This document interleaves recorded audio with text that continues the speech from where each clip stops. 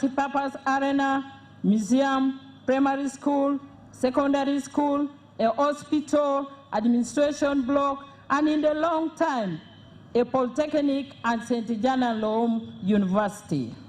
Let us draw inspiration from St. Janan Luwum and commit ourselves to forgiveness. 49 years on, the memory of Archbishop Janan Luwum continues to inspire generations.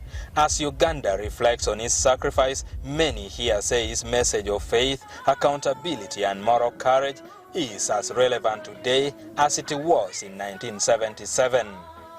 Ediulwa, UBC News. Thanks, Eddie, for that story there. Now, the Archbishop Emeritus of the Church of Uganda, Henry Lukorombi, has revealed that he once served as a midwife before his appointment as the 7th Archbishop of the Church of Uganda. Orombi said this was his first public appearance since the government declared Janan Luwum Day a national public holiday. He commended the leadership of the current Archbishop of the Church of Uganda, Stephen Kazimba Mugalu, praising his clarity and steadfast guidance.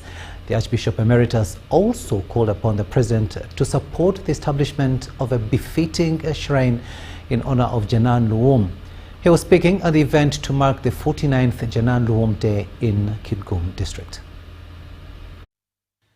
Your Excellency and Mama Janet, all our national and local leaders who are here, my second successor has given me this slot to just greet. But I only want to say, Your Excellency, on the 11th of October, when you started your campaign in the northwestern part of our region, Nebi asked me to pray. Very unusual, but very normal. And that day, 11th of October, was my birthday.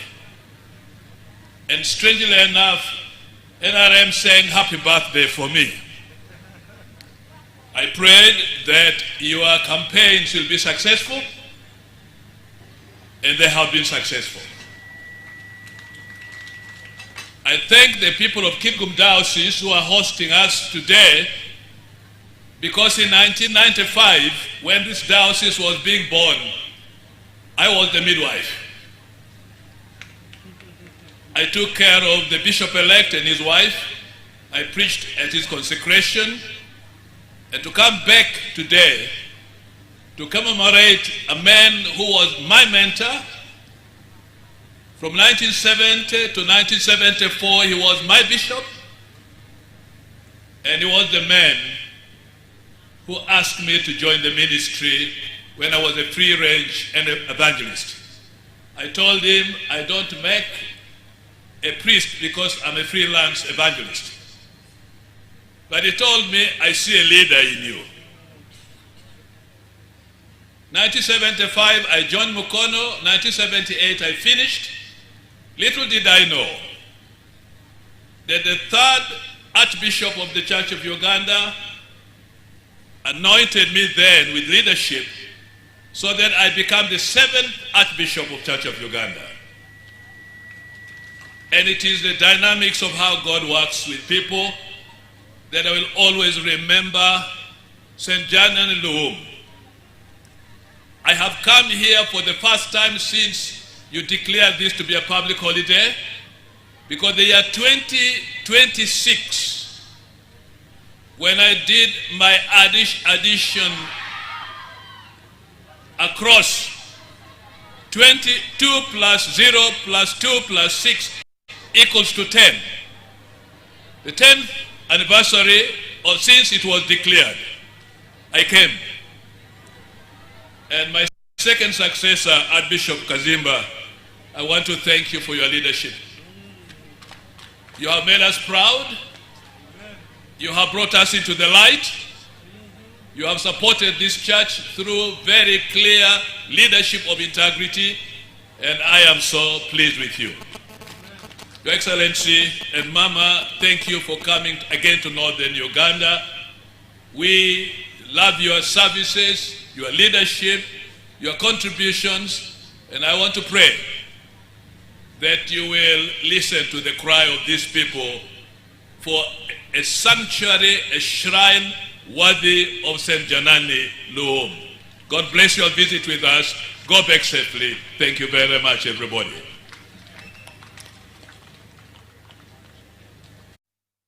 Archbishop Emeritus Luke Orombi ending that story there. Now to other news stories. African leaders under the C5 platform are calling for urgent political dialogue in South Sudan, warning that elections alone cannot bring about lasting peace. At a meeting chaired by South African President Cyril Ramaphosa, Uganda was represented by Vice President Jessica Alupo at the Julius Nyerere Peace and Security Center, held on the sidelines of the African Union Summit. Ramaphosa emphasized that while South Sudan is preparing for elections in 2026, without security, inclusivity and full implementation of the revitalized peace agreement, the polls risk deepening divisions. Henry Okrut reports. It was a meeting heavy with urgency. For the first time since 2018, heads of state under the African Union's C5 platform gathered at the highest level.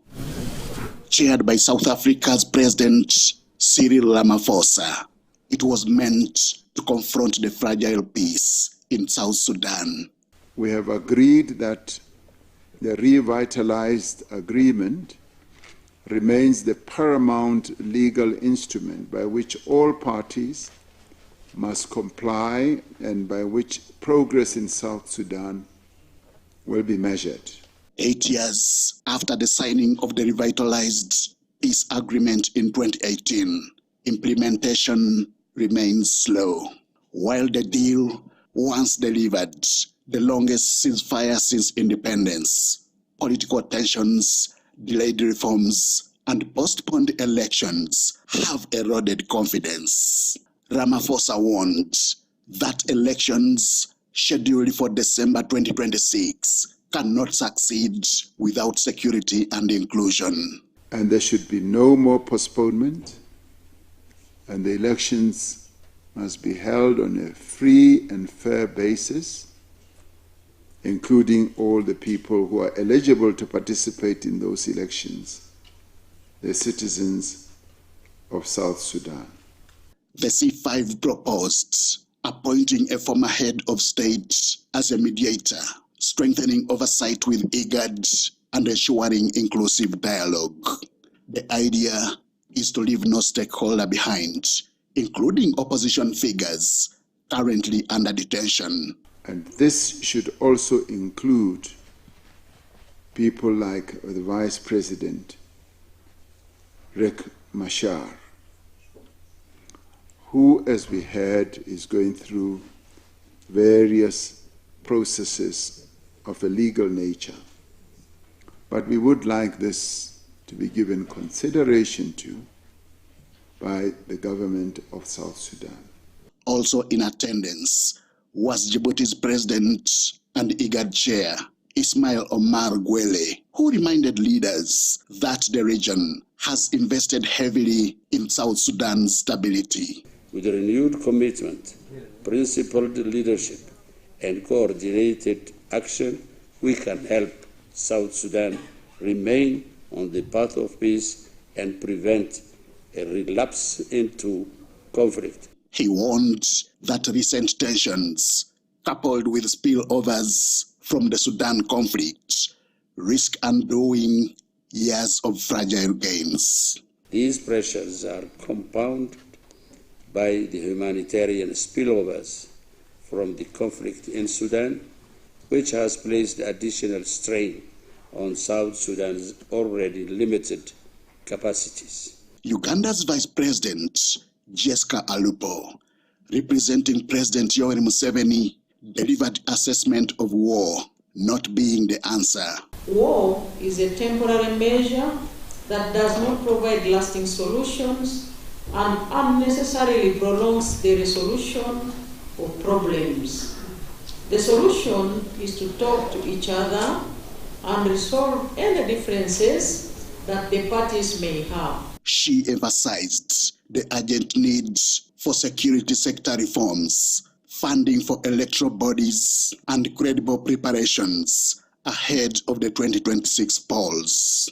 The continued postponement of elections is prolonging the political and governance challenges in the country.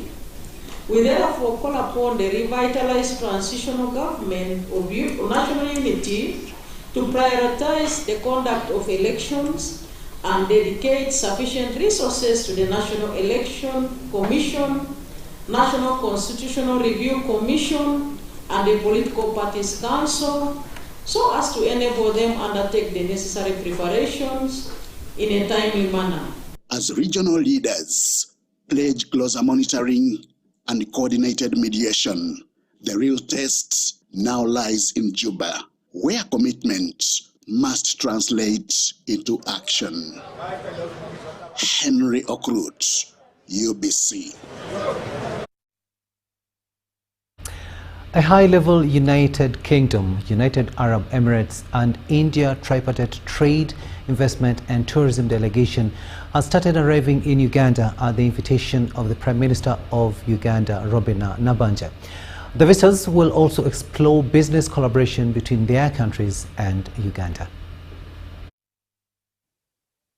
The guests from the United Kingdom have been the first to arrive aboard Uganda Airlines flight URA 111. They were received by the British High Commission and the Uganda High Commission, UK. Well, I'm Lawrence Robertson. I'm the Chief Executive of the Westminster Africa Business Association, and we're delighted to be here in Uganda. It's my second visit, although one or two others have been here a lot more than that.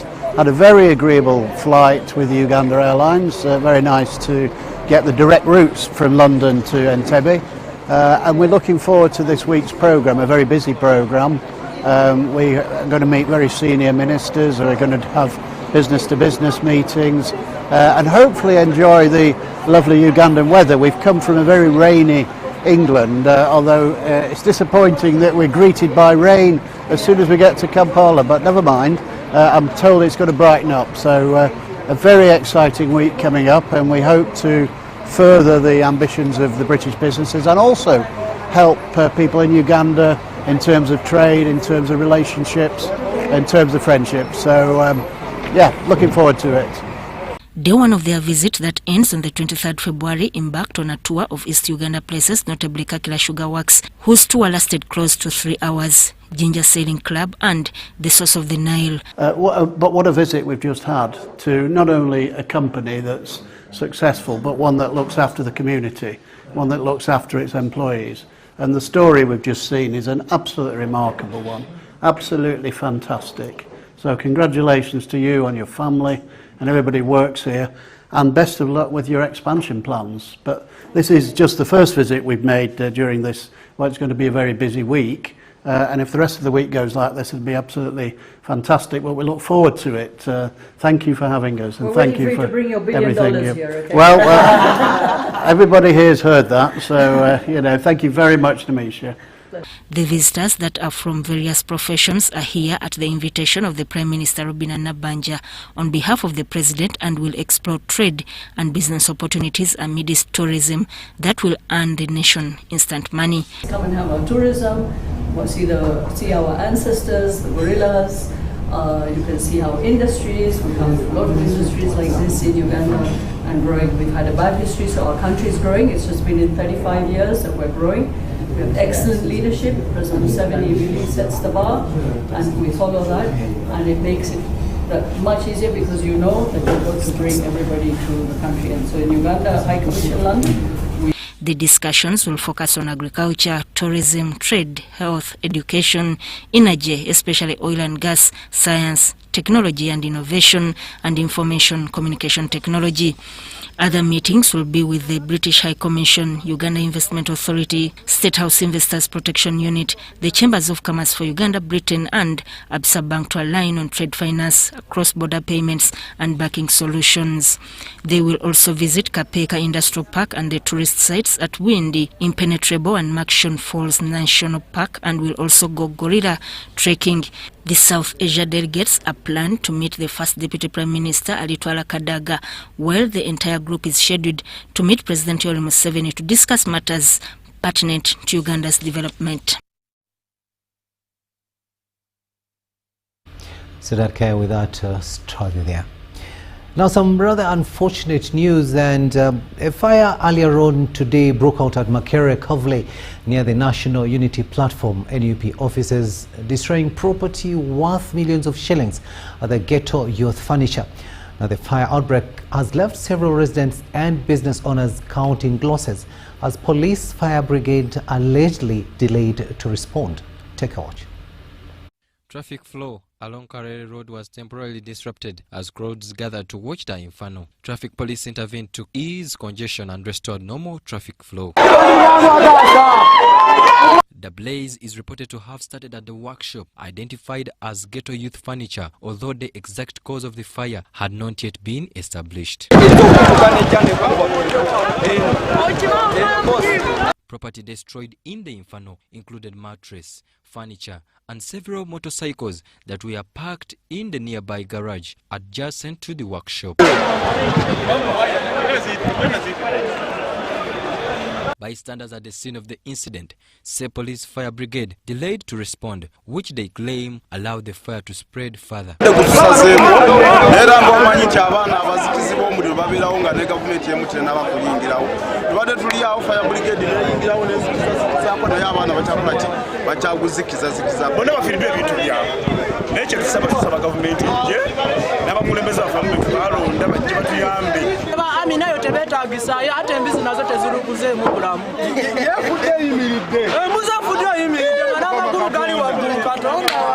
DRCC Luka Kagenyi, local leaders and area member of parliament, and Sally Isaac Keith visited the scene and talked to the residents. Tugendedde ddala butereevu n'endaba chairman w'ekyalo bakiyita Good Hope ne mubuuza ekiyinza okuba nga kye kiviiriddeko omuliro guno. N'agamba nti okunoonyereza kukyagenda mu maaso naye nga mukadde kano bateebereza oba amasannyalaze nga waliwo yawayalinza obubi oba seekyo nga guvudde ku sigiri ey'omuliro. Nja kusasira abantu abafunye enjega ey'okubeera nga bafiiriddwa emmaali eri mu bukadde n'obukadde. Naye nga kino kyo kiviiriddeko okubeera nga abantu bo butuufu bafiiriddwa sente mpitirivu nnyo, naye nze ng'omuntu atunulira ensonga nja kulaga kiki ekibaddewo ekituufu. Okusooka bw'otunulira access, poliisi ino yalibadde erwana etya enguudo mutuufu access okutuuka ku muliro ogubadde tebadde nnungi. Nti waawo nti no ebiseera ebisinga tumanyi tunenya 100%, naye poliisi egezezaako kyesobola, naye nga okulaba nti emmotoka okutuukira ddala abadde enjega olaba nga babadde balwana bulwanyi okukola ky'okutuukawo. By the time we left the scene, security authorities had not yet issued an official statement regarding the cause of the fire. Ambert Machabe Semambo and Mike Bakablinde for UBC. Police have arrested Dak Hussein, the prime suspect in the murder of Uganda Christian University Dean of Students Pamela Tumwebaze. Hussein, a former house help to the deceased, was found in possession of some of her belongings at the time of his arrest. Pamela Tumwebaze was strangled after an unidentified male suspect gained access to her residence in Mukono district. She was pronounced dead on arrival at hospital. We have more. The Uganda Police Force and sister agencies have arrested one of the key suspects linked to the murder of the Dean of Students of the Uganda Christian University, Pamela Tumwebaze. Now the suspect, Dak Hussein, has been found in Budaka district with possession of some of the properties believed to be belonging to the deceased. Superintendent of Police Rachel Kawara has confirmed these developments as investigations into the matter continue. The suspect that has been arrested is a former house help to the deceased and is currently in police custody. The suspect was arrested with some property belonging to the deceased. Investigations into this matter are ongoing and further updates will be communicated in due course as progress is made.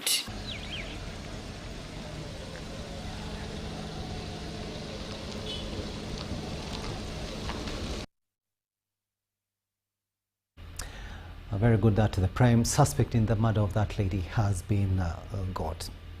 Moving on, the Chief of Defense Forces and Senior Presidential Advisor on Special Operations, General Muhoozi Kainerugaba, has praised the late Major General Deus Karachi Sande for serving UPDF and promoting peace in the country.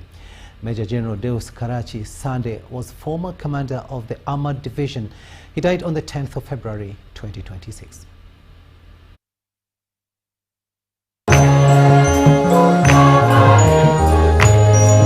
The burial of Major General Sande was held in Kachuro Village, Higata Parish, Chanamura Sub-County, Kabale District. The function started with a mass led by Father Chinamura Davis, the Diocesan Financial Officer of Kabale Diocese.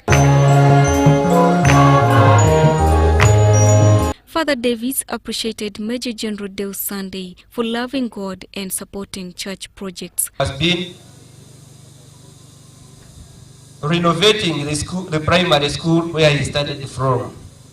And I saw in Masaka in some pictures where he was also with some priests trying to do the work of God, donating sheets to the church. So he has been a very developmental man wherever he would be. In a message from General Muhoozi Kainerugaba, read by Major General Henry Masiko, the CDF described the late Major General Deus Karachi Sande as a hard-working man who loved the UPDF and his country, noting that his work will be remembered forever. He was a very calm and admirable general who approached his work with high level of professionalism and integrity. The departed general has been instrumental in restoration of peace and security in the country. The UPDF is saddened by the loss of such a general and professional cadre whose input was still much needed. The burial was attended by senior UPDF officials and other security officers, religious leaders, politicians, and local residents. Some UPDF officers also shared their memories of their colleague. General Sande was a beacon of service, a dedicated patriot, and a general whose commitment to Uganda and the Uganda Defense Forces in particular was unmatched. Throughout his distinguished career, he demonstrated unwavering professionalism.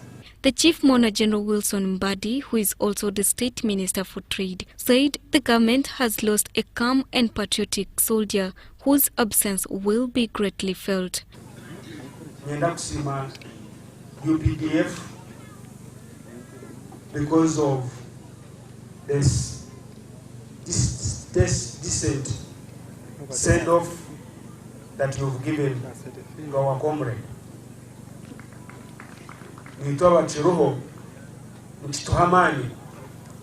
General Sande abire aryo muntu arasima President Yoweri Museveni ahabwo kutaho embera omumahe ago kugira ngo buryo omwe wena okoli kuonora basa kuruga hasi oikehe gurumahe.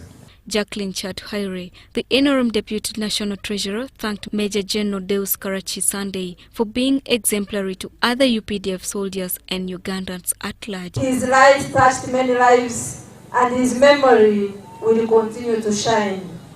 His passing leaves an invaluable space and brings a sense of grief of immeasurable magnitude. Engineer Beno Mugarura, a family friend, said General Sande served his country diligently and promoted collaboration between civilians and the UPDF in Greater Masaka. General Sande has been a patriot.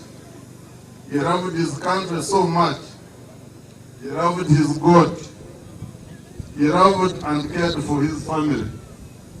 He loved people. Lieutenant Deus Wilson Kwebaze, the son of Major General Deus Sande, thanked President Museveni and General Muhoozi for entrusting his father with different ranks and responsibilities. Young man comes from such a village, joins the UPDF, and by the time he dies, he's a Major General. It is all courtesy of His Excellency the President. I thank you. Likewise, I would also thank the current CDF, General Muhoozi Kainerugaba, for entrusting him with different appointments the promotions. I thank him very much. Major Dave Karachi Sande was accorded a 13-gun salute.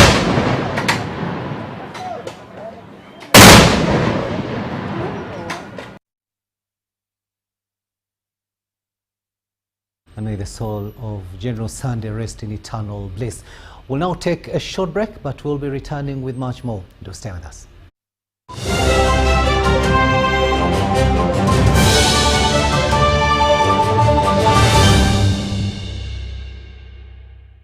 Sumuchara. Yes, Dad.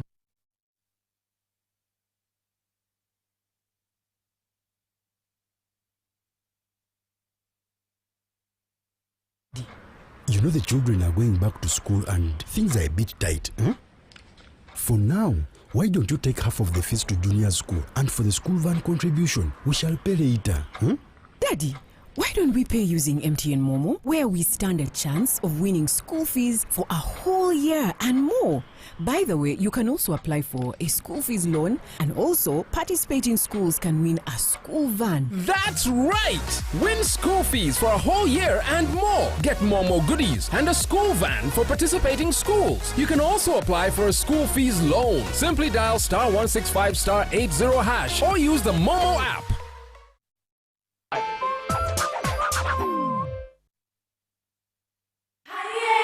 It's back, bigger and with more business opportunities. It's the Pearl of Africa Tourism Expo, Poate 2026, Uganda's flagship tourism event. Poate 2026 will take place from the 21st to the 23rd of May 2026 at the Speak Resort Convention Center, Munyonyo, under the theme Wanderlust. It's your time to thrive. Yes, it's your time to tap into Uganda's renewed optimism and tourism growth. Tourism stakeholders, travel trade partners, and tourism enthusiasts will be part of the Poate 2026. Come and network with like-minded people and unlock new business opportunities. To participate, register at www.poate.co.ug. Poate 2026 is brought to you by Uganda Tourism Board and partners.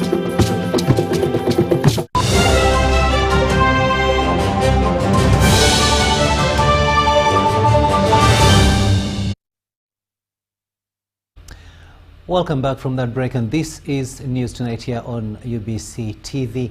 And a warm welcome to those of you just joining us. On sign language, it is Senyomo Joseph, and I am Rukidi Edward Kijanangoma.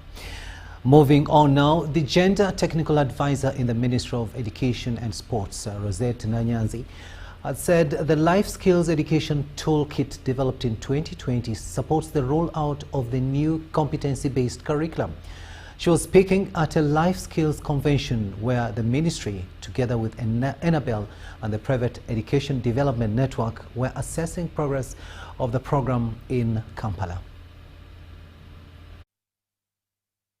Life skills include the ability to make responsible decisions, communicate effectively, manage emotions, solve problems, and relate positively with others. Teachers are encouraged to use learner-centered approaches such as discussions, role plays, and practical exercises to help learners apply skills in real-life situations. So the objective of the toolkit is to make really sure that with these competencies that they're empowered with, they can actually be able to navigate the challenges of life. You know, often our curriculum has focused on getting good grades, yet you also know that you may pass well, but you may not be able to actually have the competencies that are required. Stakeholders say the program promotes discipline, critical thinking, self-awareness, and resilience, while reducing risky behavior among learners. This initiative actually contributes to retention because we see that because of the lack of life skills, often students make wrong choices. Many of them, you find that they engage in unhealthy relationships which end up into pregnancy, and because of that, a lot of them actually drop out of school. And we hope that by empowering them with life skills, they'll be able to make wise choices. At least 10,000 learners from 43 schools across the regions of Rwenzori and Busoga have so far benefited from the program, supported by Annabelle and the government of Belgium, focusing on skills like communication, leadership, creativity, and decision-making. We knew that this competence-based curriculum is a hands-on curriculum where the learner is in the center. It is participatory learning. The pedagogical practices are that the learner is in the center and the teacher is a facilitator, and these learners are being given life skills. Belgium says life skills education is vital in shaping a well-rounded generation capable of managing personal and social challenges. We can teach our young people, both in Belgium and in Uganda, mathematics, language, science, and engineering. These are indeed very important skills. But life skills education allows us to contribute to a holistic development of young people. Teachers play a central role in nurturing learners' life skills. The ministry says the initiative will be sustained and gradually expanded as part of the competency-based curriculum. Our curriculum, even within the old curriculum that we had, was embedding life skills. But what was happening is the teachers would not really give it more focus. So this one is coming in to strengthen the capacity of the teachers to know that even when I'm teaching geography, I can actually bring in this. We are in conversations with NCDC, also the Directorate of Education Standards, UNEB, to ensure that we all play our part. Education officials add that life skills training are key in addressing school dropouts and building responsible citizens. If life skills was not introduced, I couldn't be standing in front of you people. Because I remember when I was in Form 1, that is when life skills was introduced. I could not speak. According to Annabelle, the program improves learner retention by empowering adolescents to make informed choices and stay in school. The Principal Human Resource Officer at the Ministry of Education and Sports, Pedro Raymond, says the implementation of the new lower secondary curriculum is steadily transforming learning outcomes across the country. Speaking during a Thanksgiving Mass at Impoma Girls School, Raymond noted that the competence-based curriculum is already yielding positive results, particularly in science subjects, where performance has significantly improved. We have more in this story. At Mpoma Girls School Mukono, 10 million shillings was shared among the best 2 students who scored A's and a few B's.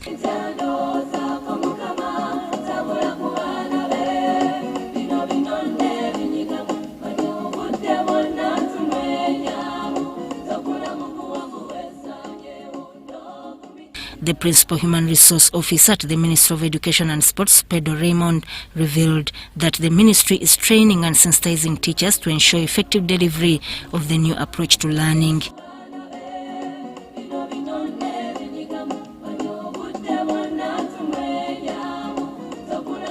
Every year, the teachers go through the trainings on the curriculum. When they are inducted, we also train them on the curriculum.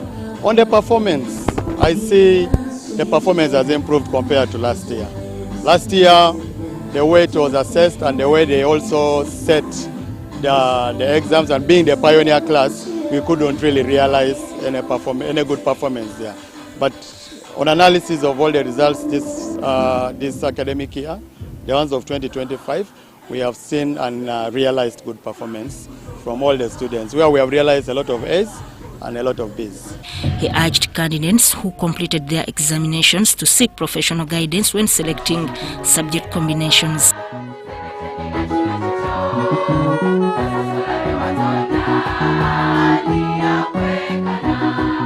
But we have TVET institutions that take on the S4s for different courses, certificates that can be equivalent to the A-level certificate. Of course, you can go and do a course in plumbing, a certificate course in plumbing. That depends on your subjects, the way you've performed in your science subjects. You can also go and do agriculture in the TVET institution. You can also go and do civil engineering in the TVET institutions. You can as well go to the health field. Those are the few I can mention from the other angle. But you can also go to the health field, where you can also go for nursing, depending on the subject that you performed well. And you can also go for laboratory. But all these are at certificate level. Then From that direction, you are able to climb and still pursue your dream. Mpoma Girls School, which ranked 95 nationally in performance, was commended for embracing the reforms.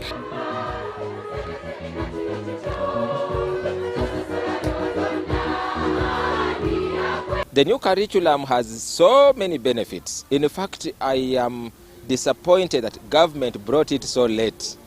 It should have come much earlier. It promotes critical thinking. Learners are not just told to memorize. They are told to look at things and analyze and think deeply. And this is what many people are actually lacking in the world. We need people who can think deeply and make decisions that are resulting from critical thinking. During the Mass, Father Chibirige Sebitogo encouraged Ugandans to emulate the virtues of Archbishop Janan Luwum. People should say the right things. They should not shy away from the truth. That's what I think I would say, that the truth should remain as truth. For UBC News, I'm Sudat Kaye. Over 500 Muslim women, mostly widows, have received food support to help them through the fasting period of Ramadan. The beneficiaries are members of the Kenjako Widows Women's Association located in Waise. The women expressed joy after well wishers led by Hajat Sophia Kenyange, a leader of Muslim women in the country, donated the food items to support them during Ramadan. The items distributed included sugar, cooking oil, rice, flour, soap and other basic necessities expected to sustain the women throughout the fasting month. The initiative was supported by volunteers including Dr. Sahin, Dr. Kulthum from Ngali Foundation, local leaders and religious leaders. Hajat Kenyang expressed concern that some people in higher positions need to reach out and support vulnerable communities like widows and HIV/AIDS patients. Let's try our best to cook the best meals, especially in Ramadan. This charity has been given several times. This is my 5th year moving with this community to support the widows who don't have support from the communities. I call upon everyone you can do it. Please try to donate before Ramadan ends. Try to bring something to your neighbor. Look out for a family that doesn't have breaking. It is very unfortunate that someone says, I have been fasting but I don't have something to eat. Please, communities, you have food there, you have people, please make sure you give someone something to break. She also urged the women to observe discipline during the fasting period. During Ramadan, we see many women coming up to put on hijab, and after Ramadan they put it there. Please, dress code is an act of worship. It's not about putting on hijab. I call upon women there.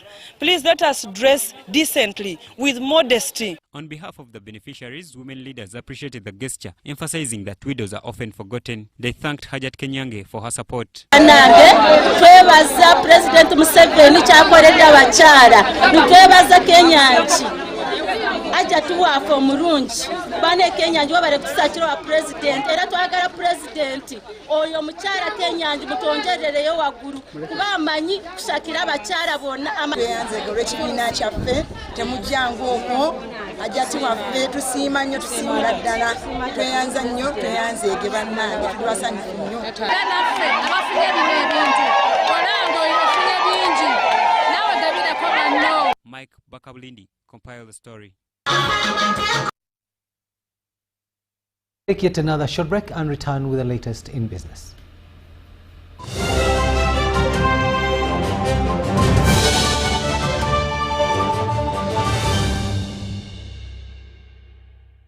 So, Mutyala. Yes, Daddy. You know the children are going back to school and things are a bit tight. For now, why don't you take half of the fees to junior school, and for the school van contribution, we shall pay later. Daddy, Why don't we pay using MTN Momo, where we stand a chance of winning school fees for a whole year and more?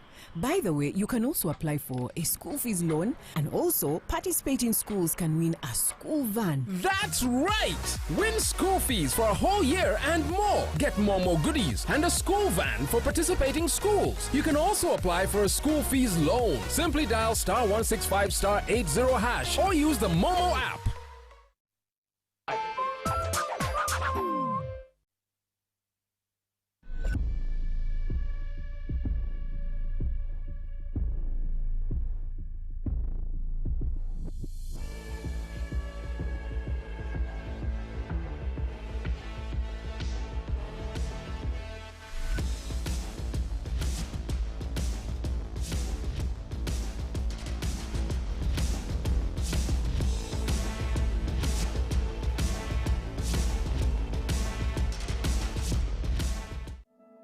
Across Tilenga's host communities, families are accessing transformative opportunities.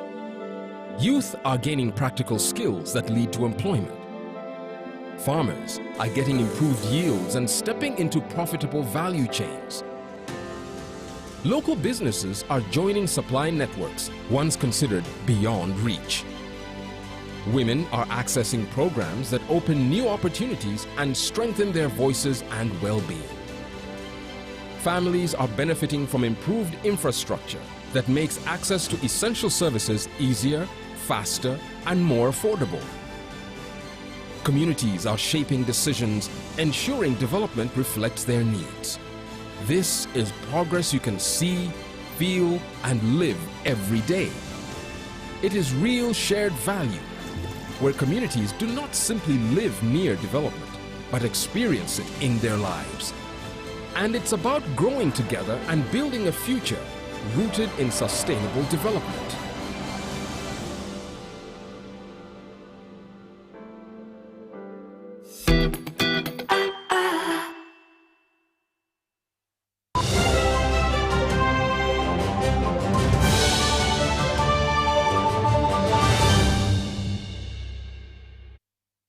Welcome back. Let's have a look at business news now. And sugarcane farmers in Namayingo district have appealed to President Yoweri Museveni to intervene in the matter of giving permission to CN Sugar Factory resume operations.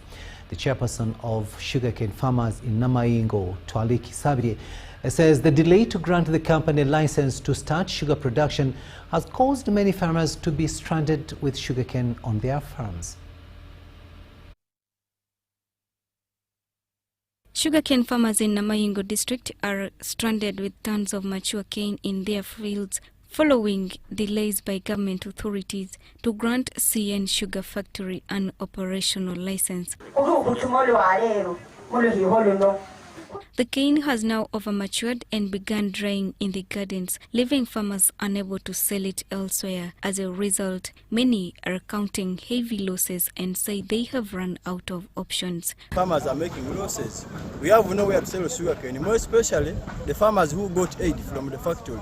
If you get an aid from the company cannot allow you to sell that sugarcane anyway unless you take to that factory, whereby the factory is not working. Frustrated by the situation, some farmers are considering cutting down their sugarcane plantations altogether, since the only factory they contracted with is yet to begin operations. During a meeting held at Chifuyo village, the farmers appealed to the RDC, Nalongo Eva Kwesiga, to convey their concerns to President Museveni to urgently intervene to allow the factory to operate. According to our wishes, farmers, as the people of Namayingo, our only interest and our only hopes are in CN Sugar. So I'm humbly requesting the minister and the council to put into place action so that this mill can open. Then the people within Namayingo who got loan from the bank start operating. The disgruntled farmers claim that the proprietors of the CN Sugar have since gone silent, and the only information reaching them is that the government has not yet granted the company an operational license to begin sugarcane production. RDC Nalongo Eva Kwesiga confirmed that the matter has already been tabled before the Sugar Council for consideration. as required under the new Sugar Act. She further pledged to lead a delegation of farmers to meet Prime Minister Robin Nabanja so they can receive a clear and conclusive explanation regarding the delay. We have agreed that we shall make a document which we shall take to the Prime Minister for consideration, because we have not been helped by the Council. So let us be helped from above. Meanwhile, Issa Budugo, the Busoga Sugarcane farmers representative on the Sugar Council, urged farmers to remain calm. He assured them that the council is aware of the issue and that necessary steps are being taken to resolve it. In 2024, sugarcane farmers in Namayengo signed contracts with CN Sugar, a company that was being established in the district, agreeing to grow cane exclusively for the factory. However, the continued delay in granting the factory an operational license has left more farmers stranded. Bound by contractual agreements not to sell their cane to other millers, they remain stuck with overgrown and deteriorating crops in their fields. Charity Marion Imnat and Samuel Balikowa reporting for UBC.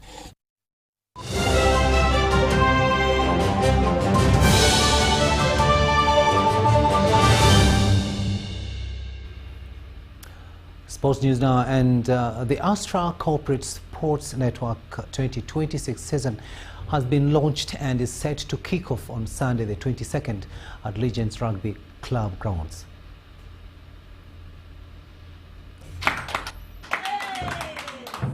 The season opener, which kicks off with football, is expected to bring together corporate teams, partners and sports fans for a day of competitive play, networking and family-friendly entertainment.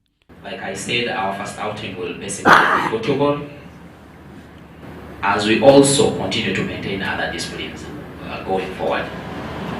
The competition this year will have more than 40 companies, including new members like Old Mutual Insurance, Movit Products, Judicial Service Commission and Nile Breweries. To make sure that this time we want to do quite a number of things.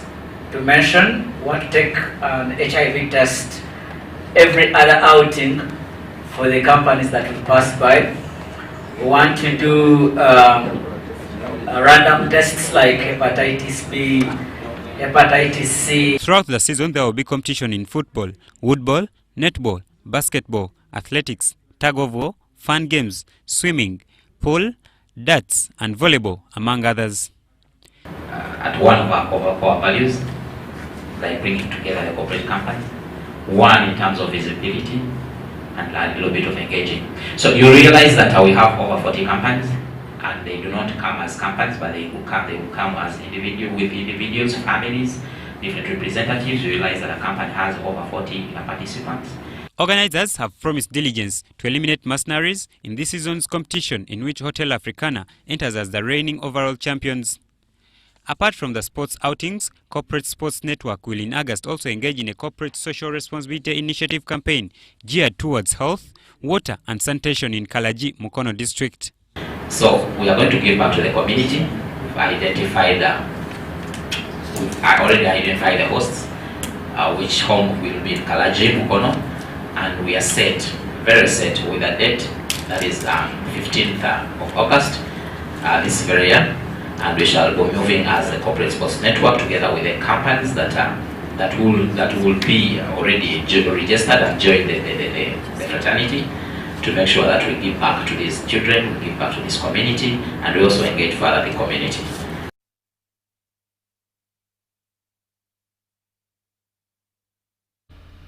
The third edition of St. Henry's College Chitovo Shark League has witnessed match day in Kampala. John Van Centamore gives us more.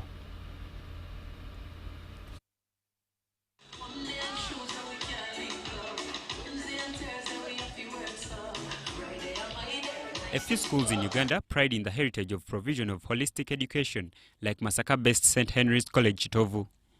This is the underlying reason as to why the old boys of this institution that is 104 years old formed an alumni league and named it Shark League. Shark League is an alumni league that started 3 years back, and we are here on the season 3. Today we had our game day, our match day 3, and it's really going so great, so great, so great. I'd like to thank the teams that have participated: the Basaja Bakame, Olympians, Centennials, Jabba Gurus, which is which is really so great. We have around 18 teams. They have all participated today. Yeah. The league is organized in cohorts of years of study, with 18 teams registered for this year's event. Now in its third year, the league that is powered by Genius has witnessed its third outing for 2026. First of all, Centenary Zoology is going to benefit by receiving equipment. For example, we are going to mobilize according to the games we used to play at the school. For example, I used to play football, so I'm going to mobilize my friends of football, then also table tennis, volleyball, plus other sports, so that we can be able to buy equipment and give back to the school. So we shall be doing it annually. The bigger aim of the league includes a corporate social responsibility aspect that is meant to benefit the school. Yes, the benefits of this gathering is basically connecting, coming together. We as the old boys of St. Louis College Chitovu, so we come together, connect, get connections, talk to the people, talk to those guys who make decisions in offices. So it's somewhere where you come and find the employers, and employers come and find the employees, but from the same school. But it's not just a school, it also calls for all the people. You can come over at City High Kololo and then you can catch up with whoever. In some of the games played, Kata Bavarians played 3 games, lost 2 and walloped Washington Outlaws 4-1.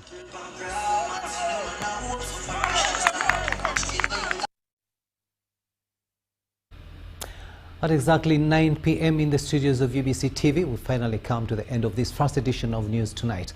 Thank you so much for having kept us company. On sign language, it has been Senyamo Yusuf, and I'm Rukidi Edward Kijanangomam, wishing you a blessed night. But if you can be with us again, catch us at 10 p.m.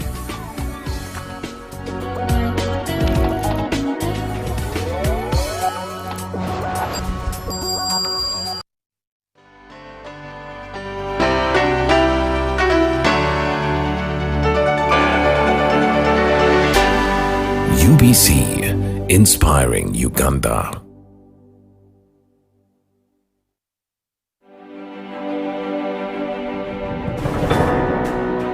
Every organization and individual has a unique story to tell. It includes how they started. When I thought of retiring, the journey of truckers started. This was the whole economy of Uganda.